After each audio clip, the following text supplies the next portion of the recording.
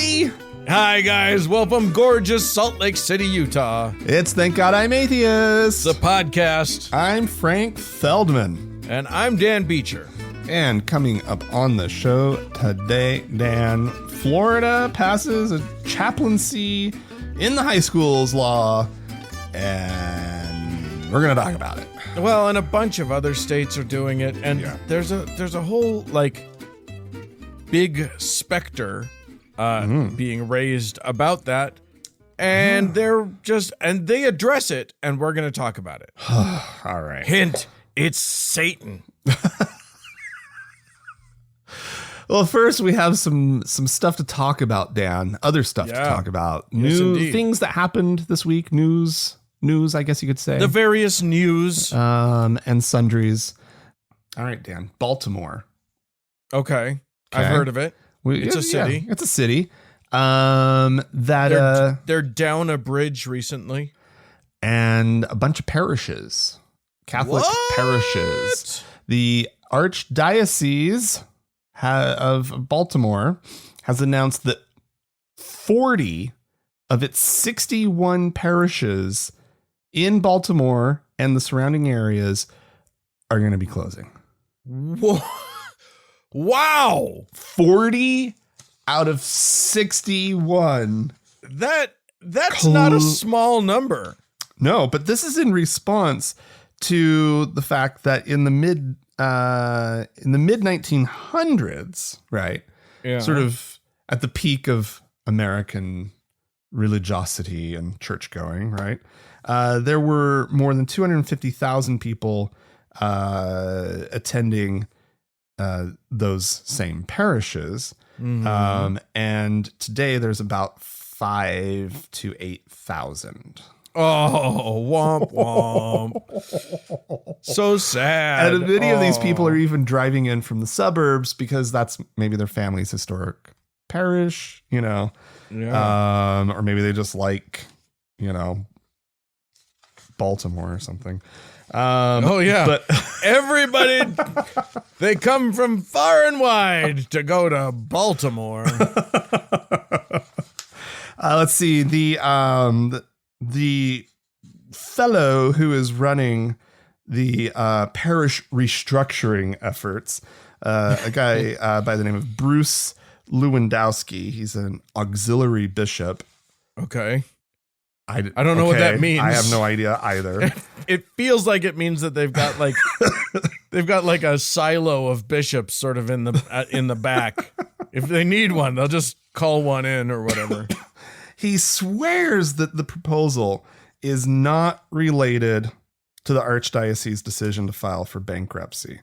This is the same archdiocese that you'll recall that back in September filed for bankruptcy ahead of a new state law going into effect that would allow more survivors of childhood sexual abuse to file lawsuits. Those fucking assholes. Before they even before the troubles really hit them. They filed for bankruptcy, and now they're closing everything down. They're divesting of their assets. Oh my God. Well, la. All I can say is look for some coffee shops and some really cool buildings coming up soon. Yeah. I bet there are some cool ones. The article included a sort of a street photo with a bunch of, row houses, sort of a very sort of The Wire looking scene, with a nice looking Catholic church in the middle. Yeah. And, I'm somebody who likes a good piece of landmark architecture or a landmark building. These things should be kept. They should be used for something. Yeah, they should be turn them into a rec center, turn them into any number of things. Take those little crosses down, unless, of course, the cross is important to the sacrilege that you are about to commit. Right. Use it as the T in your sign. Whatever you call your business when you buy this thing, just use the cross as the T in, watershed or whatever you call your business. Or just call it the tea shop. The tea shop. You have to get some tea at the tea shop. And you have to make the rest of the letters out of the same wood and then hang it in the same way. And also, maybe ye old tea shoppy. I always like the oldie shoppy. Did you know that the ye isn't ye? It's the. Yeah. It's the. Yeah, that is not a Y. That is meant to be a thorn. That is a letter called thorn. Yeah. Totally off topic. I regret we don't have a letter for TH. Oh, yeah. I can see that. It was a bad development.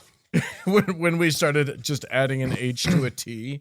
It's terrible. It's absolutely terrible. That's no way to make a labia or a fricative. I don't remember what is it. I don't know. It's no way to run a language. That's what I'm going to say. Odontal fricative.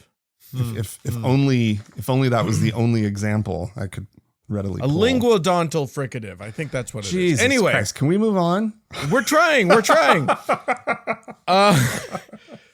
I am going to take us to France now, where there has been a lawsuit, a labor dispute. And if I just explained it like this, it would be fine. Everything would be fine, which is a woman was fired from her job, and she was not given any adequate reason for it. She was told literally nothing about it, other than there was an internal investigation in the company, and she was found to be outside of the company's, rules or whatever, and was fired.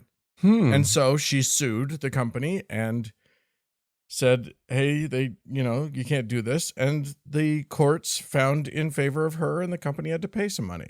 That all sounds normal, but when she's a nun and the company is the Catholic Church, all hell breaks loose. Oh no.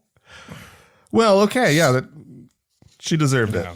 Yeah, this was sent in to us from a listener who also wrote us an email, so we'll hear that later. But so what apparently did happen was that the nun was dismissed from. She had been a nun for 30 something years, 34 years. And then she was that's a long time to stay with an employer, Right? And especially to stay there gaining no other skills that are exportable to other jobs or whatever. Yeah. So yeah, she sued, rightfully so. And the Vatican is furious. Because France has decided that, civil laws apply to the church. Right. And the church isn't used to that. Yeah, exactly. The church is like, how dare you? Absolutely not. We are that. You can't just ask us to say why we're firing people. We don't have to do that. We decided she's not nun worthy, and therefore no more nunning for you. Yeah. So enough with this nonsense. Right? Yeah. Thank you for that. Yeah. But so yes, I had nothing else, Dan. I was trying. It's fine. It's fine. We'll allow it. She was awarded 200,000 euros. Wow. In what is listed here as material and moral damages, as well as some fines. Moral damages? I guess so. Wow. She was morally damaged. Maybe morale. I mean, it says moral, but I don't know. Her morale is down. Give her 200,000 euro. All right. Yeah. Well, that's crazy. But don't worry. The Catholic Church is appealing. So I don't find it very appealing, but no way. All right. Well, Dan. Yeah. I'm proud of me for picking this story this week. This is a feel-good story about the atheist community in general. We don't do these a lot, right? No. It's usually horrifying stories about, Mormons or Muslims whatever. doing horrible things to women and whatnot. So there's this group that got going really not too many years ago. I think the article said something like 2019 is when they initially formed in LA as a group with a cause, an atheist group with a cause. And that cause is removing religious signs from public property that just get randomly posted. Right. Oh, these are like stickers on and little flyers that are put on like, light posts and telephone poles, right? Sure. Around the city, or that are like adhered to walls or hung up across whatever. Are they also doing more controversial things like taking crosses that commemorating the death of someone off of the highway or whatever? Well, this is Jesus. Because that would be a thing. Because that would cause a ruckus. I think that one, hopefully they know to maybe just leave alone for now. Or complain to the state and let the state have to handle it. Or exactly. Something. Yeah. You don't want to be because they refer to this stuff as litter and trash. Yeah. Right. Yeah. That they're picking up. And the group, they call themselves the Atheist Street Pirates.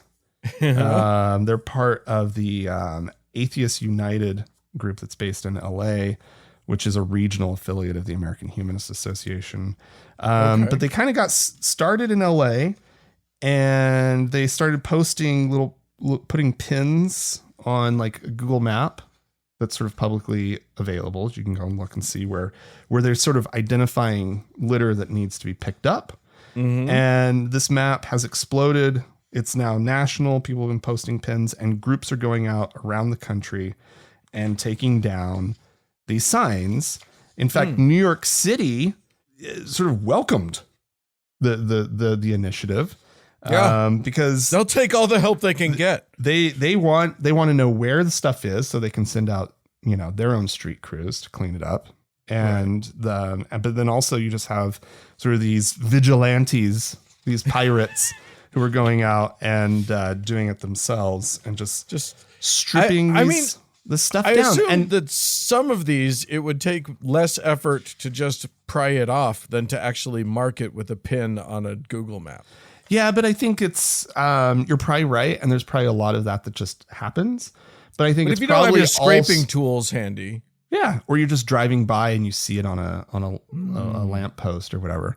But also, I think it's probably important for cities to know what kind of problem they have, right? So that they can direct resources this way. And it got me kind of thinking about it, and it's true. I see this shit around, even here in Salt Lake City, fairly often, right? Yeah. And it's just part of sort of the white noise, the visual white noise of the city. Yeah. And we're used to a certain amount of litter and a certain amount of just stuff posted technically illegally on lamp posts. And we just kind of no big deal. But I think they're right to be pointing this out, that like this should be all taken down. One of the group's members out of Texas had this to say: we wouldn't tolerate this kind of. They're saying that it's essentially some of these signs or a lot of these signs are actually a microaggression by Christian nationalist groups, right? Sure. So this guy from Texas, I assume guy, this individual from Texas says, we wouldn't tolerate this kind of bullying against other groups. How would people react to a sign proclaiming that being straight or cisgender or that white power is the way, right? Right. And essentially, that is the coded messaging behind most of these signs. Yeah. They're really sort of, it's really interesting because a lot of people are coming out of the woodwork, so to speak. A lot of atheists are coming out of the woodwork and kind of joining up and finding community, working with other atheists in their area to go around and take down these signs, or just have a group that reports them. And I think it's a really great rallying cause, actually. Yeah. Like, it's simple, it's straightforward. I'm personally going to be on the lookout for this stuff more. Yeah. Because we're just used to it, right? It's that sort of... I'm just such a smartass that my impulse would not be to take it down. It would be to deface it in some fun and clever way. Well, yeah. I would rather add my own sticker than take away theirs. I want to do commentary. Well, that's fine. If that's what you want to do, Dan, you should go do it. It's theirs is the better way. I will be honest. Yeah. Theirs is the better way. All right. I guess they collected up a lot of it and did like an art show. In LA. Yeah. And I remember that. I remember hearing about that. Yeah. The banner that I think they love highlighting, it says, Jesus is king, except it. And that's EXCEPT. Oh, they made a whole banner? Oh, no. Jesus is king. Accept it. And spell check didn't even catch it. Well, yeah. Because spell check doesn't work with spray paint. And if it's a real word, anyway. Yeah. All right. Well, I'm gonna take us to Wisconsin, where the Dane County Board of Supervisors met recently, and it was proposed that they would give a couple $100,000 to a nonprofit group called Porchlight that works on helping homeless people. Okay, and you will be shocked. I say shocked to learn that there were Christians who voted against it. They specifically one of the Christians, Jeff Wygand. I don't know what. Yeah, I assume that's how you pronounce it. Jeff Wygand, a young conservative-looking fellow, got up and said, "Hey, look." I mean, I watched the video of this. And basically, he said, "Look, I think we should help these people, but this isn't helping the root cause. All we're doing is putting a bandage over this thing. We're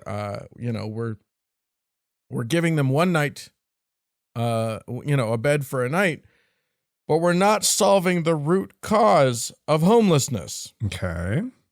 I'm suspicious. He knows the root cause. He knows the answer. Oh, good. Finally, someone does. Someone's figured it out. And we know this because one of the other members got up and said, so, okay, great. I'm on board to solve the root cause of homelessness. Can you tell me what that is? And Wigan got back up and said, sin is the root cause of homelessness. Oh, well, yeah. I mean, Dan, everybody knows this. It's so obvious when you think about it. And made a really compelling argument to support his theory that sin is the root cause. He basically said, I'll just quote him. He didn't basically say this. This is exactly what he said. He said, when God created this world, there was no sin. Oh. He created a perfect world. Oh, no. Man ruined that by sinning, and we've seen the depravity and the decline of our world ever since then. So when we talk about the root cause, if you really want to go back to why we have mental health issues, to why we have greed, to why we have people being mean to other people, it's sin. Oh, and God. Until we address that issue, we're going to continue to see what the fuck are you talking about? Well, by that argument, we shouldn't address any issue. Don't address any issues. If literally the root cause that would is sin, and that disqualifies helping homeless people, right? Then it literally disqualifies. Why are we making? Don't make laws against murder. Yeah, that's because sin is the root cause of murder. So we need to just figure out sin. Right. Let's put all of our eggs into the figuring out sin basket, and then all of our problems will go away. Oh, Dan, I saw this headline and I didn't read the article. I was like, oh, that sounds kind of funny, and I just kind of moved on. And but in my mind, I assumed that he was talking about the kinds of sin that could actually lead to homelessness. Right. Like maybe drug use. Right. Yeah. That's what I assumed as well. Which is he didn't even get that good of an argument. Oh, good Lord. It wasn't even that strong. What the fuck? He didn't even go with a let's blame these people argument for their homelessness. Yeah. Like that feels I don't know. It feels like he missed an opportunity to like but also to actually be as hateful as we know he is. I love that he name checked the problems of greed and being mean to other people bro, that's literally what you're doing by not voting for this. He's like, I'm not going to spend taxpayers' money on helping these shitbags. And then he's like complaining about greed and being mean to other people. What are you talking about? Well, I mean, he's like, we all suffer from this sin thing. Until we address this sin thing, I'm going to be an asshole. So it's really the biggest problem facing us. I don't know why we're focusing on anything else. We have, oh God. All right. Well, that's a thing, Dan. Yeah. That's wild. That's one of the, can't we just agree to be good and decent and help people out as a society? Like, have you read any of what Jesus had to say about helping people ever? And yet somehow we're shocked that a Christian has missed the message. Yeah, I know. Because that's like the most on-brand thing he could do as a Christian is to completely miss the message of Christianity. It's true. Well, as an American Christian, especially. Right. Yeah. Well, okay.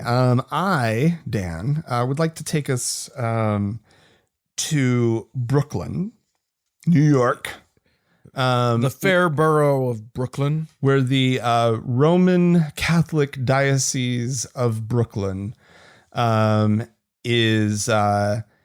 agreed to independent oversight of clergy sex abuse allegations. Now, this is actually coming as a settlement between the Office of the New York Attorney General, headed up by a now very famous Letitia James. Mm-hmm. So basically, the Attorney General's office was accusing the diocese of years of mismanaging clergy sexual abuse cases. I'm sure that comes as a shock to nobody. And investigators found that officials with the diocese failed to comply with their own sex abuse policies put into place after the U.S. Conference of Catholic Bishops adopted the Charter for the Protection of Children and Young People in 2002. Okay, so that's kind of the background. And then they just, I guess, ignored it.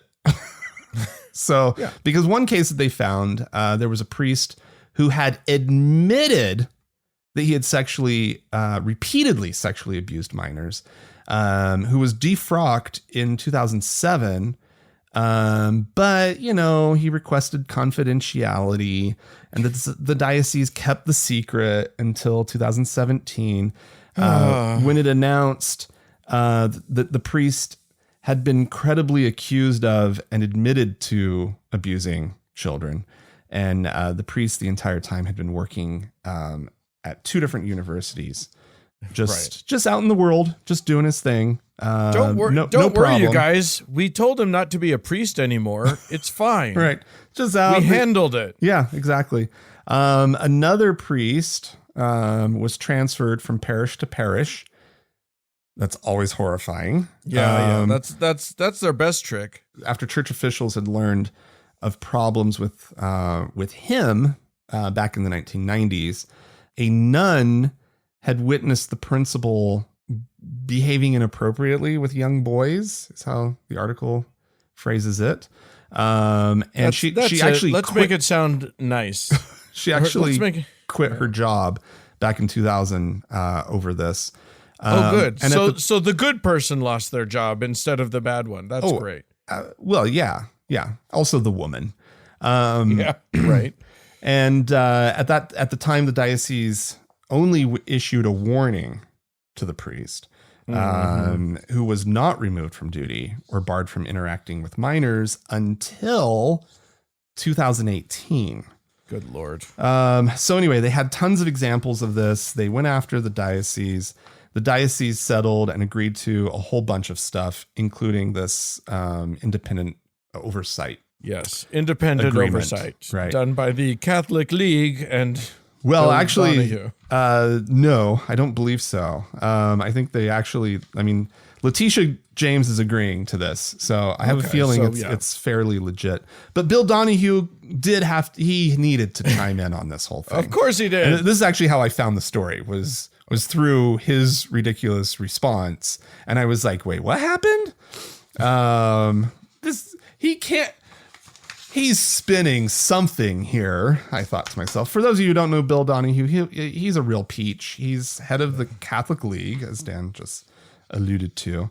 But he issued this whole statement just sort of saying things like the Office of the Attorney General contends that the agreement requires the diocese to take significant action to prevent and address allegations of clergy sexual abuse and make reforms such as installing an independent secular monitor who will oversee the diocese compliance with policies and procedures. Fact check. It was the diocese which proposed the appointment of a third party. And maybe it was their idea, because they were in the middle of a settlement proceeding and they were trying to get out of some serious trouble. Yeah. Also, he says, as I recount in my book, The Truth About Clergy Sexual Abuse, Clarifying the Facts and the Causes, there is no institution in the nation that has a better record of combating the sexual abuse of minors today than the Catholic Church. Oh, Lord. The Catholic Church. Yep. That's what we all feel. You really want to stand behind that statement, sir? Because I think the facts would contradict that a little bit. Yikes. All right, fine. Well, there's some terrible news out of Dublin, Ireland. Dan, I thought we agreed this was going to be a good news episode. Well, and then then you brought Bill Donahue into it. I'm sorry. I broke the rules first. So yes, every year for the last 76 years, the Dublin airport has had a wonderful thing happen, a miracle, really, which is that because that airport happens to be closed on Christmas Day, and therefore nobody's there except a skeleton crew. Every Christmas for the last 76 years, some Catholic priest has gone out and blessed all of the airplanes at the airport. That's adorable. It's a beautiful, beautiful tradition. Oh, look at that sad little priest out there. Yeah. Blessing. What harm does it do? I mean, it does, but also what good does it do? Anyway, there has been a terrible thing has occurred, which is that new rules have gone into place, shocking rules that say that, because of security, we need to only allow airport operations personnel access to, what they call airside access. Oh no, you can't have non-security personnel out there with the planes because, planes are a big target for, terrorism and whatnot. Well, not that there's ever been any terrorism in Ireland. That's never happened. Well, okay. But and I guess if you let the priest out, you might have to let I don't know. An imam. That's where I was going. And that should get everybody up in arms. Yeah. Yeah. What happens? Yeah, exactly. What happens on Christmas Day when the imam's like, hey, I want to go too. Let's do this together. I want to go bless some planes too. Yeah. Yeah. So as of right now, the rules are that this Christmas, there will be some planes that go unblessed. So the nothing that they've been doing will be even nothinger. God, I hope none of those planes is a Boeing. Yeah, one wants to look at the records for those planes and just see whatever's parked on Christmas Day that's not getting blessed. It needs to fly. Yeah, because we can't have this guy going, see, right? See, I didn't bless the plane, and guess what happened? The Boxing Day disaster of 2025 or 2024. That would be amazing if there were if like the day after Christmas suddenly 3 planes out of Dublin went down. Some Catholic security person just decides to sabotage a bunch of planes just to make the Catholic Church look good. Yeah, to make prayer look real. Yeah, I love it. Well, if you want to write into us about this or any other thing that we've talked about, please feel free to write to us, podcast@thankgodimatheist.com. Or call and leave us a voicemail message. We'd love to hear from you. The telephone number is 424-666-8442. Stick around. There's more show coming up.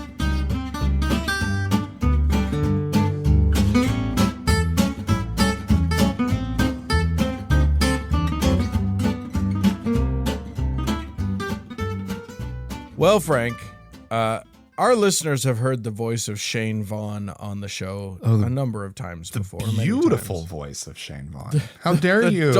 The dulcet tones of Pastor Shane Vaughn. Yeah. And MAGA lover Shane Vaughn. He has recently, and I'm not going to play any of these clips, but he has recently had a bunch of clips where he was insanely racist. He went on a diatribe, I think, about Letitia James, and was just overtly racist. He recently had another one where he used a horrible slur and then was like, oh no, I can't say that, I'll get in trouble, blah, blah, blah. After actually legitimately saying it. After saying, mumbling it under his breath and being like, oh, well, what? I don't even know what I can call these people now that I've been start getting in trouble. That's not what I'm going to play. Okay, good. What I am going to play, I just wanted some background. I just want people to have that in their minds as they listen to this. But this is about, this last week, Donald Trump had it was jury selection time for his criminal trial in Manhattan, and they've got a jury. That trial is ready to proceed, so that's exciting. But Shane, Brother Vaughn, had some thoughts. You need one juror that does the right thing, and it shuts all the other jurors down, because in a criminal verdict, it has to be unanimous. So I tell you how I'm praying, saints. I'm praying whoever right now in jury selection, listen to me by the Spirit of God. We need to be praying right now the will of God on earth as it is in heaven. By the way, if you've not heard my latest sermon on prayer, you need to go watch it at fhtv.tv. Anyway, we need to begin praying for that juror, for that one person, that y'all will touch their heart, because they can mess up the whole thing. One person. That's the power of the U.S. justice system. For a guilty verdict, it has to be everyone on that jury has to be in agreement. Your job, let's begin to pray during jury selection this week and next week, we are the army of the Lord. You and I are the army of the Lord. And I am believing God. I'm not prophesying and I'm not predicting, but I am declaring by faith, not guilty or mistrial. I'll take either one. Or mistrial. One or the other. I like that he tacked that on at the end there. Oh, golly. I mean, here's the thing that I'm impressed with. He actually got it right that all you need is one juror to hang up a jury, right, in a criminal trial. So he actually got one thing correct, right. So that's impressive. He had a fact right. What's going on in this world? Shane Vaughn actually said something correct. Well, and the other thing he did was say, "I'm not prophesying," which means he may have learned that lesson too. No, because he's gotten a lot of prophecies about old Trumpy. He's gotten them very, very wrong. So, well, he probably is very, very aware of how guilty this guy is. Well, that's true. That's he's not praying that the truth will prevail. No, Notice. He's praying, not at all. He's praying for a technicality to get his guy off. Yeah. He's pretty damned excited about just maybe somebody will let him go anyway. All right. Oh, golly. Well, we got some folks that wrote into us. First from one of our favorite listeners, Taru, out of Finland, who said, "Hello, folks. On episode 644, you talked about an Italian ad for potato chips where those replaced communion wafers. Now I'm waiting for an ad where the communion wine is dipping sauce. How's that for religion?" Oh, yeah. Yeah, man. All That's right. the stuff right there. That'll do. I'll take it. Yeah. Or a soda. I'll take some Coke. Take some Coke with my potato chips. Yeah. Nice little. Or even just, or wine. I mean, I guess it could be wine. Wine is good. Not a traditional pairing with chips, but well, maybe a wine spritzer. We'll make it work. A sangria, perhaps. That would be delicious. Because I do. Yeah. I make a mean sangria. I'll tell you what. Mm-hmm. All right. So this is from Mary, who writes into us to say, "Hello, you great people. As a recovering Catholic with a strong stomach, I have kept up with the child religious sexual abuse as much as I can. Yeah. It seems that many survivors do not disclose the fact that they were abused until their own parents have died. Oh. It's something I hadn't really thought about, but yeah, that makes a lot of sense. So one of the big reasons why, I assume this was in reference to us talking about, these laws that give, an extension on the statute of limitations. Yeah, because people don't want, people's parents are so into it. And yeah, I mean, I think that the parents would, if I were in that position of having been a victim, and I'm thinking about my devout parents who are so happy in the church and whatever, I would A, not want to ruin it for them, B, not want them to feel like they were responsible, because there is some responsibility there. They put you in a position to be, to be abused. But I mean, it's not their fault, but I could see why they might think it's their fault. Anyway, well, I think there's a lot. I also think reasons. that, there are a lot of reasons, because I'm kind of thinking about how it would add to the pain of just going through that moment. Right. Yeah. And having to manage, potentially having to feel the responsibility to manage your parents' reaction to it. Yeah. Right? And which and would just also, be too much. That makes so much sense. And there's also the thought that their parents, they might know or predict with a reasonable degree of accuracy that their parents might tell them to stop. Yeah. in order to protect their beloved church. Yeah. And then they're fighting not only against their abuser and the organization that promotes their abuser, but against their own family. Yeah. And it just really explains why people are older. Yeah. Typically older when these things come out, when they finally come out and make accuse the priest. Yeah. Wow. So thanks, Mary, for that. And finally, we have a word from Kara. Kara sent this in. She was the one that sent in one of the stories that I talked about, and you'll get why. She says, "Hi, Frank and Dan. I was struck by a through line in your last 2 episodes regarding religious accommodations. The first bit dealt with France not allowing footballers who were fasting for Ramadan to play in the games. Frank expressed what I think is a pretty common American impulse, that accommodations should be made where possible. And I also had that impulse for most of my life. However, once you start making accommodation, the question becomes where to draw the line. Or in America, with our current Supreme Court, how far can we push the envelope? In this week's episode, something much more serious than whether footballers could play in games was at issue: infant circumcision and female genital mutilation. While you both agreed that with the principle that you don't mutilate children, Frank said, I don't know how you balance that. That uncertainty goes back to religious accommodation rather than creating a social commitment to even-handed secularism. You don't get to mutilate children of any sex for any reason, religious or otherwise.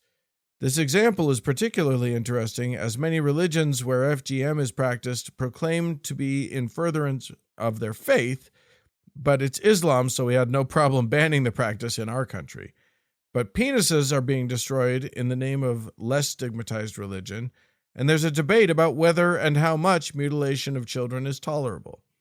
This is not to downplay the significantly more destructive nature of FGM, nor to ignore the very real and unfortunately increasing threat of anti-Semitism in American society. But when we're having discussions about how much child mutilation is too much to justify, we've seriously lost the plot. So, yeah, I think that I mostly just agree that you just can't mutilate children. Well, and I felt like that's what our point was. And right. then we moved on and sort of stepped into the reality of it's socially tricky of just like, how do you do this in today's world? I think is kind of where the conversation went. And then once you go into that space, then you obviously are going to get comments like, well, how do you bring the Jews along on this? Right. And how do you do this without being horribly, accused of anti-Semitism and so forth and so on? Like, yeah, I get it. I hope it didn't seem like I was like, oh yeah, but it's okay over here. Right. No. I think it's clear that we are opposed to it and against it. And I think that it's fine to say that we think that it should be illegal, even though that has implications for certain religions. Yeah, I know. I personally, and this is where it's coming from, I have a hard time taking stances that I see as just unviable in sort of our current situation. Like, I always have like you're never going to do this right now. Yeah. You're never going to get that to pass in the United States. Right. For how many decades, I don't know. Even if it's right. Even if it's right, it's never going to happen. The fight would be too destructive. I think another thing that I probably said was that we should be working on sort of this, changing the social situation around the automatic expectation that children are, or the boys are circumcised at the hospital, right? Yeah. As newborns, right? Like those are the things that I think that we should be working on, because that's what we can actually achieve. I think that we're not in any position right now, even though many of us would like it, to completely just outlaw it. Here's what we need. That's why I take stances like that. Is I try to be in. I think that's clear. I think in the world as it is right now. Right. Here's what I think we need. I think we need a couple of forward-thinking rabbis to come out and say that you can choose it at 18. Circumcision happens when you're an adult. Yeah. If you want it, you do it when you're an adult, and we don't do it to babies. Fine. That's fine. If adults can choose what to do with their genitalia as long as they're choosing it. Right. Yeah. Yeah, let's clear the path for that, and then boom, we can gain some real ground on the thing. Yeah, exactly. All right. Well, do we have some folks to thank?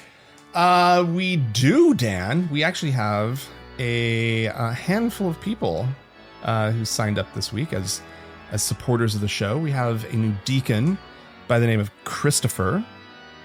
Excellent. We have a new teacher by the name of Looney Jacks. Oh, Looney Jacks. Thank you. A new elder by the name of Amy. Elder Amy, well done. I hope I'm pronouncing that right. I think it's probably Amy. It's a fancy Amy. Well done. It's a little on the fancy side. It could be a me or a may. I'm not sure, but I'm going with Amy. And there's a new patriarch by the name of Donnie. So thank you, everyone. Thank you all so much. Your support means the world to us. And if you'd like to join them, you can do so by going to our website, thankgodimatheist.com, and clicking on the support tab. We really do appreciate it. And then, as always, Dan, we have our top donor to thank, our Lord and Savior, Davis. More show coming up.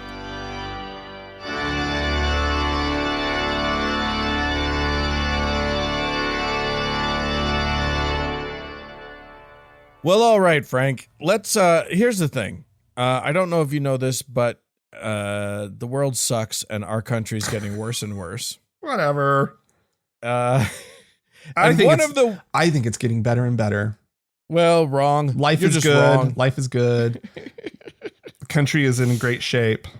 Yeah, and we'll soon be able to live out our true creed as a Christian nation. So. That'll be great. Oh, it's just right around the corner. Yeah. And one Cross of the your ways fingers for this fall, everyone. One of the ways that it's right around the corner is a bunch of states, including our own idiot state, have been really working to pass laws that get rid of those dumb old school counselors who have all that idiot training and, stupid master's degrees and stuff, and instead replace them with chaplains. Christian, specifically, they want Christian chaplains to be in the schools. I need to back up. Your school counselors had master's degrees? I think most school counselors have master's degrees. What are these school counselors doing? Are these school counselors just helped us sign up for college? Are you talking about school psychiatrists or psychologists rather? I feel like we're getting in the weeds of something that neither of us knows anything about. So I'm really appreciative that you've taken us there. And I hope that the entire rest of the show is just us getting into an argument about something that I don't have any idea about. I'm just saying, I thought school counselors, I remember my school counselor coming and giving me my ACT scores.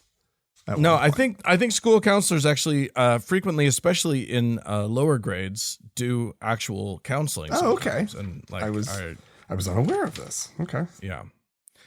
Well, you were not a problem child like I was, so you didn't have to encounter the things.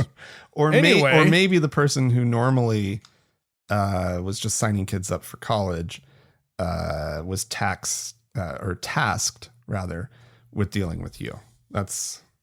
And just sat there. Who knows? And listened and just took notes or acted like they were. And anyway, what I think you and I can definitely agree on is that having what amounts to a preacher in that place is not a good thing for kids. And the thing is that in these laws, there are some that have passed in Texas and Florida and other places, Kansas, I think. They when they do this, they are saying that basically there are no qualifications needed other than sponsorship by a church. Jesus. And I think some of the states have actually gone so far as to have a background check. Not all, but some of the states have said that a background check is required. So I mean, as as some people have pointed out, this means that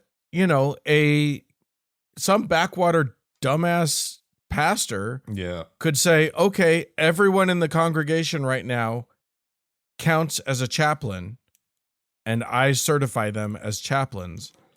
And then they can just, all apply to go, do this work at these schools.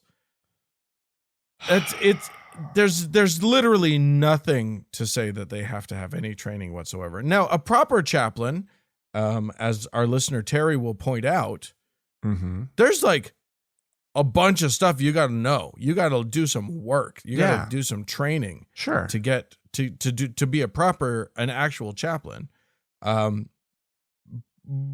not for this. They just want people to be able to proselytize to children in school. That is the overt point of this of these laws. It is clear.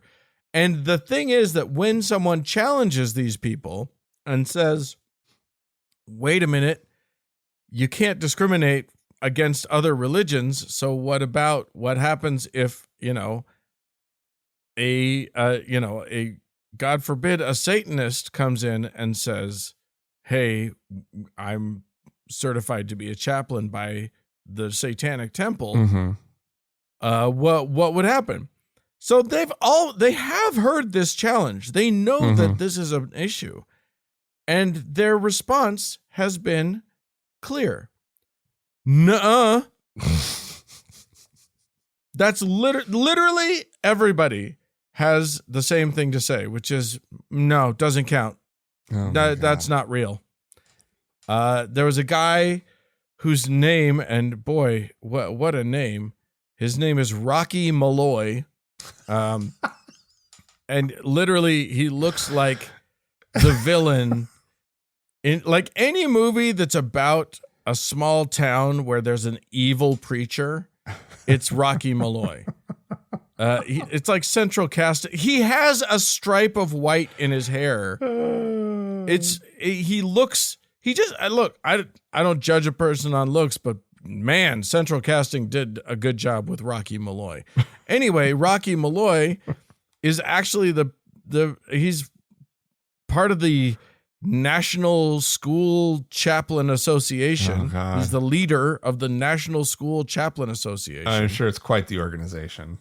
Oh, yes. Very, very respectable. Highly, definitely didn't just spring up because all these laws are going into effect and he wanted to, be a part of this. Anyway, he was on a show that's called the Wall Builders Show. That's David Barton's bullshit nonsense group, the Wall Builders. And somebody was like, hey, wait, what if a Satanist church, decides to take the job? And he says, well, you know what? I'll just give you the direct quote. There's no such thing as a Satanist chaplain. I know they threaten that, but there are none, and there's not one satanic chaplain hired by the federal government. 0. They don't qualify. Yeah, that's true, that there are no chaplains hired by the federal government. That's because our federal government does actually problematically discriminate against, there have been very qualified humanist chaplains that have applied and then been turned down. We've talked about that on the show. Malloy says it's a typical demonic threat. What? They have no resources. They have no chaplains. No chaplains recognized because they don't qualify. There are no qualifications, Rocky Malloy. So they do qualify. All they have to do is be a member. See, here's the thing. The whole playbook here, and Ron DeSantis did the same thing. He just signed a law into effect there in Idiottsville, Florida. And he said, quote, "Some have said that if you do a school chaplain program, that somehow you're going to have Satanists running around in our schools. We're not playing those games in Florida. That is not a religion. That is not qualifying to be able to participate in this." Okay. That's just a lie. That's just wrong. It is a religion. The United States of America recognizes it as a religion, and he's not going to be able to do jack shit about it when inevitably the Satanic Temple does, in fact, front a bunch of satanic chaplains to try and get this job. And then they're going to sue. But what I wanted to point out is that this is the playbook now. The playbook is make them sue, pass the worst laws possible, and then make us, the concerned citizens of this country, and the organizations that are in place to protect us, imperfect though they may be, make us sue. Yeah. Well, I think they think that what they're doing is the equivalent to, what the left did. Right. Which is what? Well, we pass laws that they challenged. Right. Right. And not necessarily seeing that, like, these are horrible things that are infringing on people's rights. Right. Right. Like these kids who might have to, like, face some, any number of adjectives to describe this a potential chaplain, creepy or needlessly sort of aggressive with their beliefs and whatnot, right? Like, these kids shouldn't have to be dealing with that when they're at a public school, right? I mean, this goes without saying for our audience and everything, but, like, it's just like, I think they probably think that it's just the game, right? Because they're responding to, like, they feel like they have, like, the upper hand now, right? And I think they think that's the game. And you want to know the irony of all of this? Of all of the dumb religions that will put forward people to be chaplains, right? I actually trust the Satanic Temple most to put in the work to make sure that they're good chaplains. Well, and it's not like I trust that organization implicitly. I think they've done some good things. I think they've done some dumb things. Right. It's a small group. They're out there doing their best. Right. It's bound to have issues, but they know that if they put up a chaplain, that person's got to be squeaky clean. They've got to be genuinely qualified. They've got to have really good training. Yeah. You know what I mean? And I think, by the way, if you listener out there are a qualified chaplain, are a person who could fill one of these roles, and you're willing to put yourself through the ringer to help our country, I think it'd be great to work with the Satanic Temple now. If you're in one of these states. Utah didn't pass our law basically because of fear of the Satanic Temple. Yeah.